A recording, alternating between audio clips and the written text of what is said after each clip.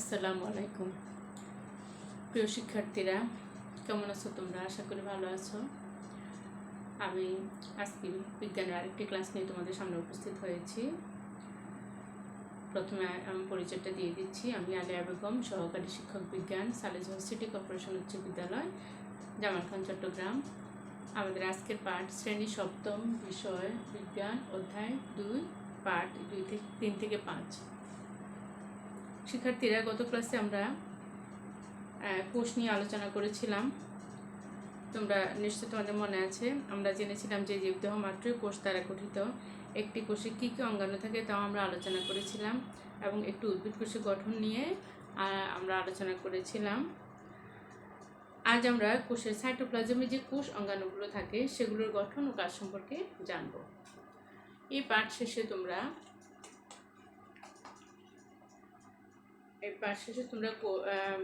কোষ অঙ্গাণু কী তা বলতে পারবে, প্লাস্টিড কী তা বলতে পারবে, প্লাস্টিডের কত প্রকার ও কাজ বলতে পারবে, কোষের পাওয়ার হাউস কী কাকে বলে তা বলতে পারবে। শিক্ষার্থীরা, আমরা আগের আলোচনা বলেছিলাম যে উদ্ভিদ কোষের প্রধানত দুইটি অংশ থাকে, একটা হচ্ছে সাইটোপ্লাজম আর একটা হচ্ছে প্রথমে হচ্ছে কোষ প্রাচীর, তারপর হচ্ছে সাইটোপ্লাজম। সাইটোপ্লাজমের মধ্যে অনেকগুলো সজীব বস্তু ভাসমান অবস্থায় থাকে, সেটাও তোমাদেরকে বলেছিলাম আমরা। সাইটোপ্লাজম এই সুনির্দিষ্ট আবরণী যুক্ত সজীব এই বস্তুগুলোর নাম আছে একটা নির্দিষ্ট, সেটা হচ্ছে কি কোষ অঙ্গাণু। আজকে এই কোষ অঙ্গাণুগুলো নিয়ে আমরা সংক্ষেপে আলোচনা করব। আমাদের আজকের পাঠ কোষ অঙ্গাণুর পরিচয়। আজকের পাঠ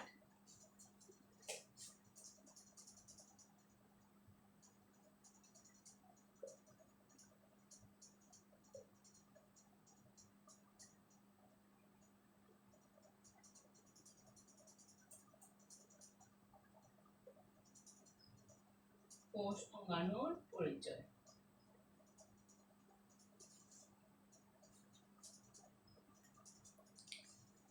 সজীব উদ্ভিদ কোষের সাইটোপ্লাজমে সুনির্দিষ্ট সজীব কতগুলো বস্তু, আবরণীযুক্ত সুনির্দিষ্ট কতগুলো সজীব বস্তু থাকে, এদেরকে বলা হয় কোষ অঙ্গাণু।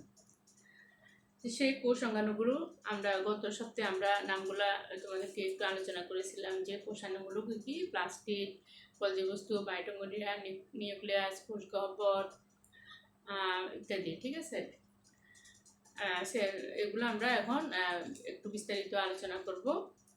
প্রথমে আমরা জেনে নেই প্লাস্টিড কি, প্লাস্টিড কত প্রকার, প্লাস্টিডের কাজ কি। এই তিনটা জিনিস আমরা প্রথমে একটু আলোচনা করি। প্লাস্টিড কিন্তু উদ্ভিদ কোষে থাকে, প্রাণী কোষে থাকে না। প্লাস্টিড হচ্ছে উদ্ভিদ কোষের একটা বৈশিষ্ট্য। প্রথমে আমরা জানবো প্লাস্টিড কি।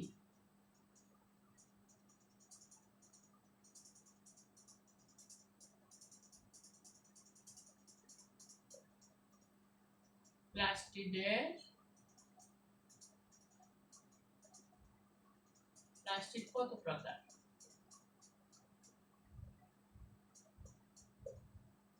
প্লাস্টিডের কাজ কি?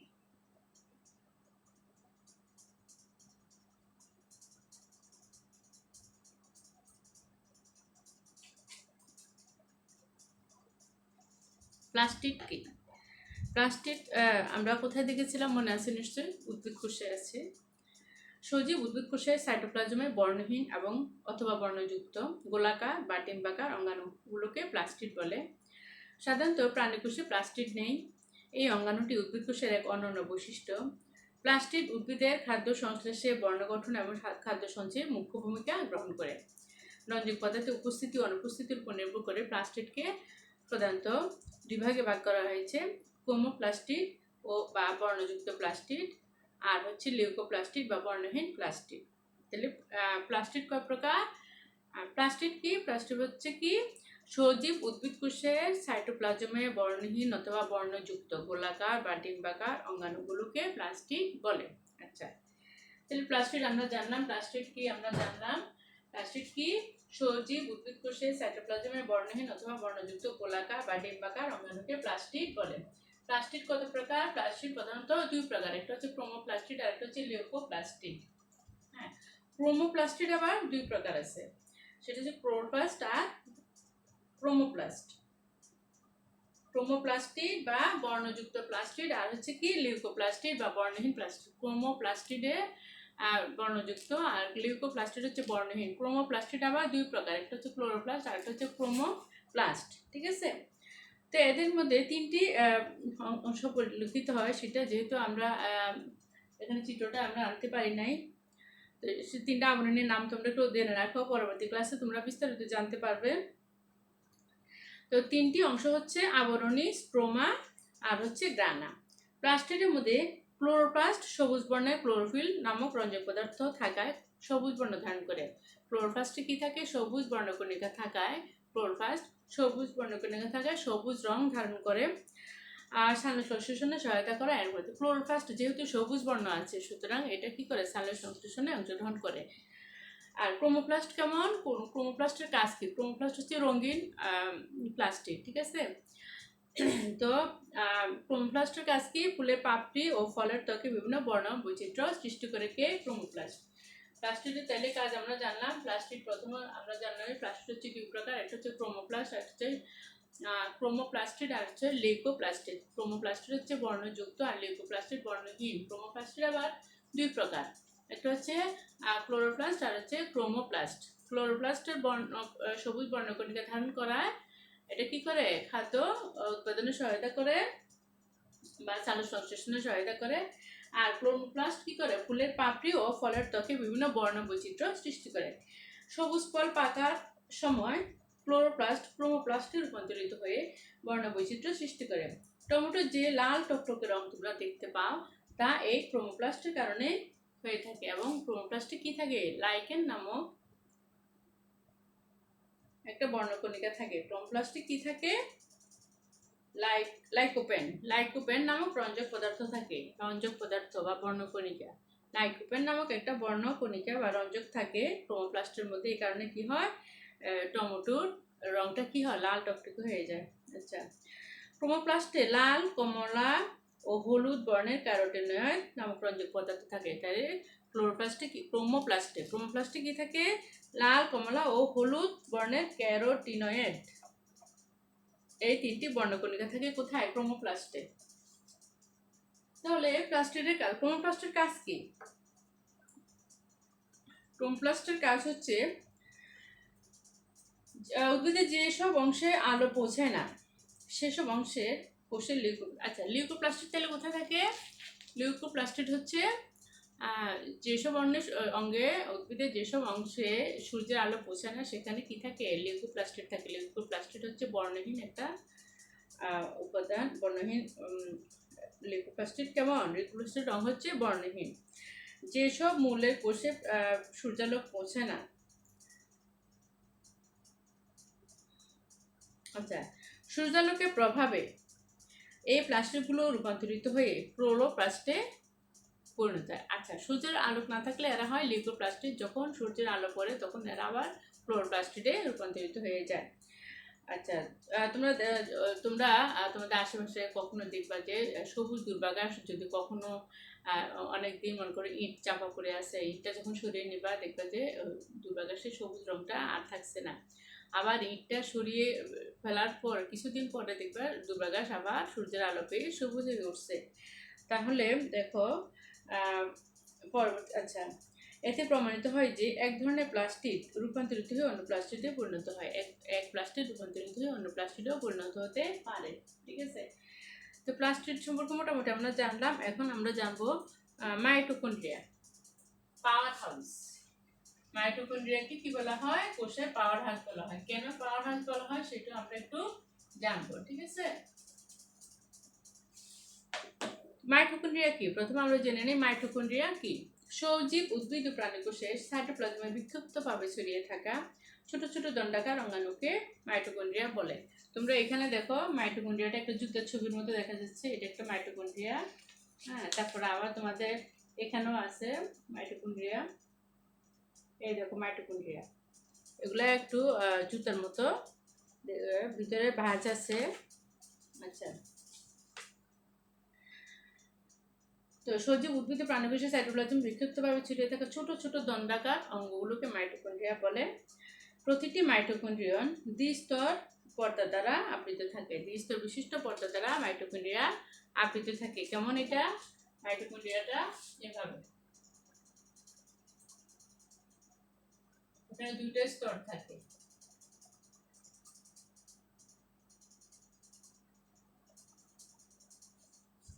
মাইটোকন্ড্রিয়া দ্বিস্তর বিশিষ্ট। তো এগুলো প্রত্যেকটার আলাদা আলাদা নাম আছে। বাইরের স্তরটিকে বলা হয়, বাইরের যে পর্দাটা, বাইরের পর্দাটাকে বলা হয় কি?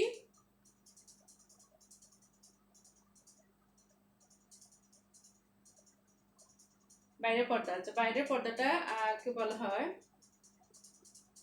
বাইরের পর্দাটা হচ্ছে মসৃণ, কিন্তু অন্তর পর্দাটা আঙ্গুলের মতো অনেক ভাঁজ সৃষ্টি করে। তাহলে ভিতরের এই যে পর্দাটা দেখো অনেক ভাঁজ সৃষ্টি করছে আঙ্গুলের মতো, আর বাইরের পর্দাটা মসৃণ আছে, ঠিক আছে?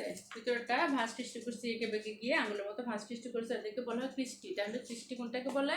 এই যে ভিতরের পর্দাগুলা আঙ্গুলের মতো ভাঁজ সৃষ্টি করছে, এদেরকে কি বলে? ক্রিস্টি বলা হয় এই ভিতরের পর্দাটাকে, ঠিক আছে? আচ্ছা, তারপর দেখো যাবতীয় তাহলে কোষের জীবের যাবতীয় বিপাকীয় কাজ, অর্থাৎ আমাদের শরীরের ভিতর কিন্তু অনেক ক্রিয়া বিক্রিয়া হয়। আমরা যখন খাবার খাই আমাদের শরীরে এগুলো ক্রিয়া প্রতিক্রিয়া হয়। আমরা খাদ্য গ্লুকোজে মিশে যায়, কিছু ভোজ্য পদার্থ হিসেবে বের হয়ে যায়। হ্যাঁ, তো এই যে কাজগুলো সম্পাদন হয়, তো এই কাজ করতে তো শক্তি লাগে, তোমরা সকলেই জানো। তো এই সব শক্তির উৎসকে মাইটোকন্ড্রিয়া, অর্থাৎ জীবের যাবতীয় বিপাকীয় কাজের শক্তির উৎস হচ্ছে মাইটোকন্ড্রিয়া। এই জন্য মাইটোকন্ড্রিয়াকে কোষের পাওয়ার হাউস বলা হয়। সবুজ উদ্ভিদ কোষে এর সংখ্যা, তবে সবুজ উদ্ভিদ কোষে এর সংখ্যা বেশি, আর প্রাণীর কোষে যকৃতে এর সংখ্যা সহস্রাধিক। যকৃতে মাইটোকন্ড্রিয়ার সংখ্যা সহস্রাধিক, অর্থাৎ হাজারেরও বেশি। এবার আমরা জানবো গলজি বডি। গলজি বডি কি? গলজি বডি হচ্ছে এগুলো পর্দা ঘেরা সবুজ গোলাকার বা সূত্রাকার অঙ্গাণু এবং নিউক্লিয়াসের কাছে অবস্থান করে। আমরা একটু উদ্ভিদকোষের চিত্রটা দেখি। এই দেখো গলজি বডি, তোমাদের এখানে চিত্র আছে। এই নিউক্লিয়াসের কাছে অবস্থান করছে সূত্রাকার এই যে অঙ্গগুলো, এগুলো হচ্ছে গলজি বডি। এখানে মাইটোকন্ড্রিয়া আছে ছোট ছোট, দেখতে পাচ্ছ? এই যে এরকম ভিতরে ভাঁজ আছে, মাইটোকন্ড্রিয়া, গলজি বডি। তো গলজি বডি হচ্ছে, আচ্ছা, গলজি বডির কাজ কি? উৎসেচক, তারপরে হরমোন ইত্যাদি ক্ষরণ করা হচ্ছে গলজি বডির কাজ। সেন্ট্রিওল কি? এবার আমরা জানবো সেন্ট্রিওল কি। সেন্ট্রিওল প্রাণীকোষের নিউক্লিয়াসের কাছে দুটি ফাঁপা নলাকার বা দণ্ডাকার অঙ্গাণু দেখা যায়, তাদের সেন্ট্রিওল বলে। সেন্ট্রিওল সাধারণত একটি স্বচ্ছ দানাহীন সাইটোপ্লাজম দ্বারা আবৃত থাকে। এই অংশকে সেন্ট্রোজোম বলে, ঠিক আছে? এখানে দেখো এই যে প্রাণীকোষের মধ্যে তোমাদের আছে, তোমাদের অঙ্গগুলো তোমরা পড়বে এবং এই চিত্রের সাথে মিলাবে। গত সপ্তাহে তোমাদেরকে চিত্রগুলো আঁকতে বলেছিলাম আমি, আঁকবে এবং অংশগুলোর নামও শিখে ফেলবে তোমরা। উদ্ভিদ কোষে সেন্ট্রিওল সাধারণত থাকে না, তবে নিম্নশ্রেণী উদ্ভিদ কোষে যেমন ছত্রাকে থাকে। প্রাণীকোষের বিভাজনের সময় এস্টার গঠন করা হচ্ছে সেন্ট্রিওলের কাজ। হ্যাঁ, তারপরে আমরা জানবো নিউক্লিয়াস সম্পর্কে। নিউক্লিয়াস, তোমরা জানো কেন্দ্রে নিউক্লিয়াস থাকে এবং উদ্ভিদ কোষের যেহেতু কোষ গহ্বরটা বড়, নিউক্লিয়াস থাকে পাশে। এই যে উদ্ভিদ কোষের চিত্রগুলো আমরা গত সপ্তাহে আলোচনা করেছিলাম। দেখো একটা উদ্ভিদ কোষের চিত্র, এটা হচ্ছে প্রাণী কোষের চিত্র।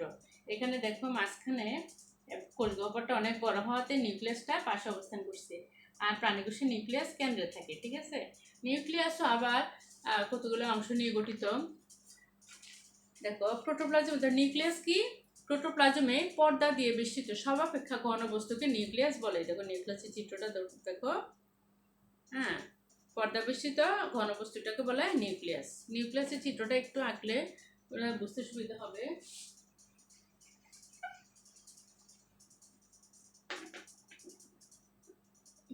একটু সহজ আছে এটা, দেখো।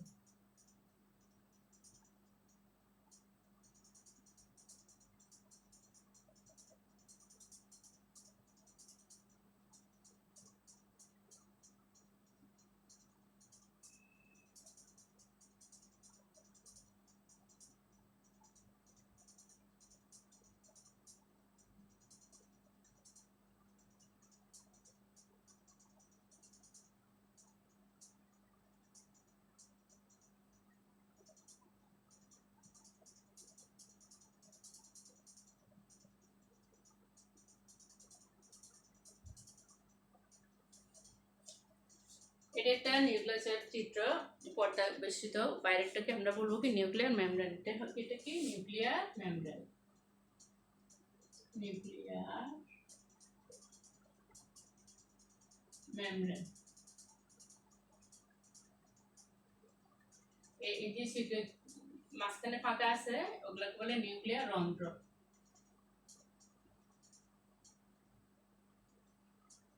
নিউক্লিয়ার রন্ধ্র, রন্ধ্র মানে কি? রন্ধ্র মানে হচ্ছে ছিদ্র, ঠিক আছে? রন্ধ্র বা নিউক্লিয়াস ছিদ্র। আচ্ছা, তারপরে সারা সমস্ত সাইটোপ্লাজম জুড়ে নিউক্লিয়াসের ভিতরে সুতার মতো যে অংশগুলো দেখা যায়, তোমরা দেখতে পাচ্ছ, তুমি চিত্রে দেখো, বইয়ে দেখো, তোমাদের বইয়ের 13 নম্বর পৃষ্ঠে আছে সুতার মতো যে পেঁচানো। এগুলো কি? এগুলোর একটা নাম আছে, সেটা কি? সেটা হচ্ছে নিউক্লিয়ার ক্রোমাটিন তন্তু। এগুলোর নাম কি? ক্রোমাটিন তন্তু।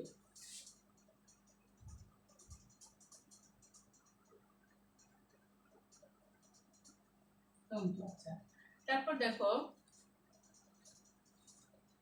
নিউক্লিওপ্লাজম। নিউক্লিয়াসের অভ্যন্তরে নিউক্লিয়ার মেমব্রেন দিয়ে আবৃত স্বচ্ছ দানাদার ও জেলের মতো অর্ধতরল পদার্থটির নাম হচ্ছে নিউক্লিওপ্লাজম বা কিরিওলিম। ভিতরের এই যে এগুলো হচ্ছে, এটাকে বলে নিউক্লিওপ্লাজম, ঠিক আছে? সমস্ত সাইটোপ্লাজম যে অর্ধতরল পদার্থটার মধ্যে সুতাগুলা ভাসমান আছে, সেটার নাম কি? Nucleoplasm, nucleolus. এবার দেখো, নিউক্লিয়াসের অভ্যন্তরে অবস্থিত ক্ষুদ্র গোলাকার উজ্জ্বল ও অপেক্ষাকৃত ঘন বস্তুটি নিউক্লিওলাস নামে পরিচিত। সাধারণত প্রতি নিউক্লিয়াসে একটি নিউক্লিওলাস থাকে। এই যে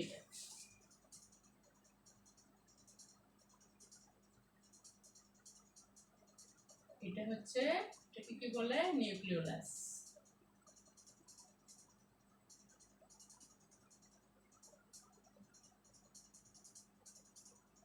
এটা হলো নিউক্লিওলাস।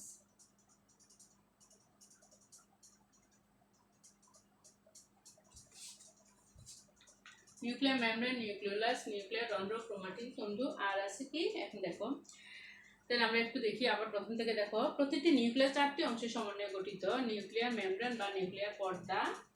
আচ্ছা, তারপর হচ্ছে নিউক্লিওলাস, এই যে নিউক্লিওলাস আমরা দেখালাম। তারপর হচ্ছে নিউক্লিওপ্লাজম, হচ্ছে এই যে তোমার সাইটোপ্লাজম, এটা হচ্ছে নিউক্লিওপ্লাজম।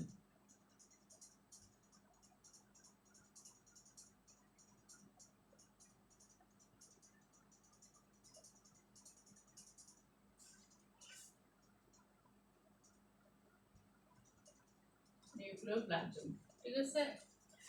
তো নিউক্লিয়াসের তাহলে কয়টা অংশ?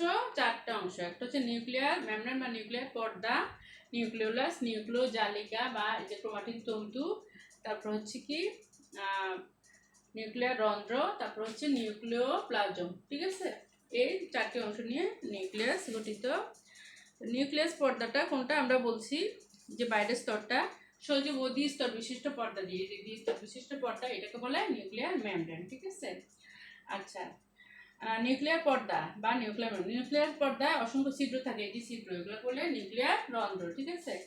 তারপর হচ্ছে দেখো, এরা কি কাজ করে? পর্দাটার কাজ কি? এটার পর্দার কাজ হচ্ছে সাইটোপ্লাজমের সাথে নিউক্লিয়াসের বিভিন্ন বস্তুর যোগাযোগ রক্ষা করে এবং নিউক্লিয়াসকে রক্ষণাবেক্ষণ করে। তারপর নিউক্লিওপ্লাজমের কাজ কি?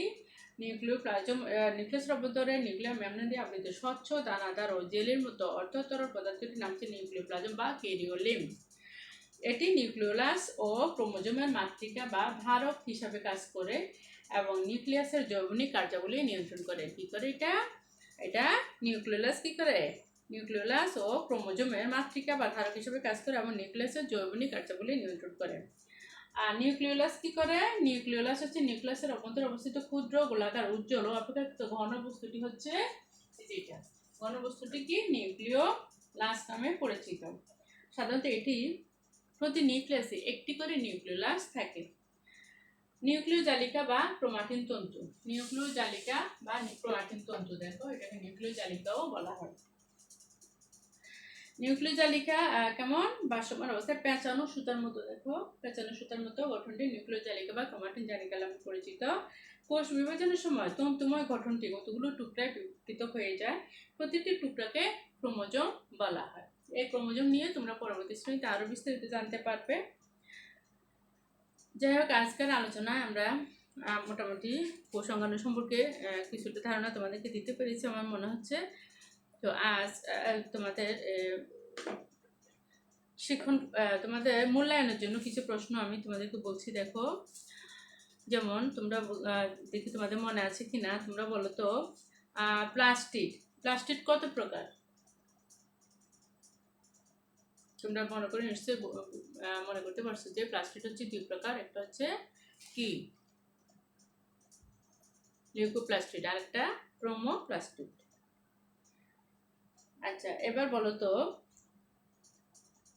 ফুলের পাপড়ি ও ফলের ত্বকে বিভিন্ন বর্ণ বৈচিত্র্য, অর্থাৎ ফুলের পাপড়ি এবং ফল বিভিন্ন রঙের হয় কিসের জন্য? কোন প্লাস্টিডের কারণে? ক্রোমোপ্লাস্ট। নিশ্চয়ই তোমাদের মনে আছে যে দুইটা প্লাস্টিডের কথা বলছিলাম, একটা হচ্ছে ক্রোমোপ্লাস্ট আর একটা হচ্ছে ক্লোরোপ্লাস্ট। ক্রোমোপ্লাস্টের 2 প্রকার, একটা হচ্ছে ক্লোরোপ্লাস্ট আর একটা হচ্ছে ক্রোমোপ্লাস্ট, ঠিক আছে? আচ্ছা যাক, এবার দেখি তোমরা বলো তো কোষের পাওয়ার হাউস কাকে বলে? আচ্ছা, তারপর বলো নিউক্লিয়াসের প্রধানত কয়টি অংশ থাকে? কয়টি অংশ নিয়ে নিউক্লিয়াস গঠিত?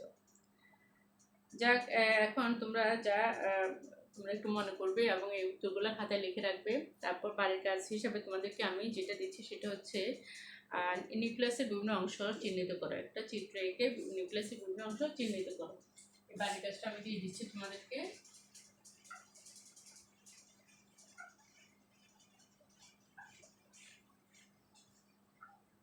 বাড়ির কাজটা লিখে নাও।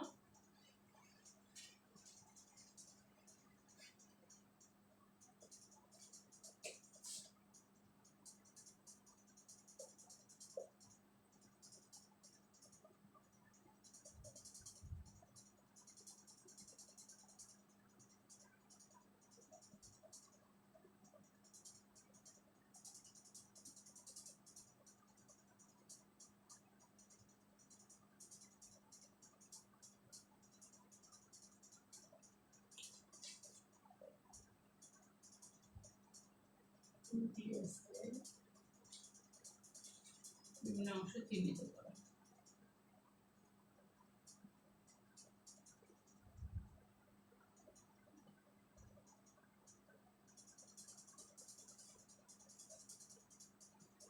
তো সকলে ভালো থাকবে, আজ এই পর্যন্তই। খুদা হাফেজ।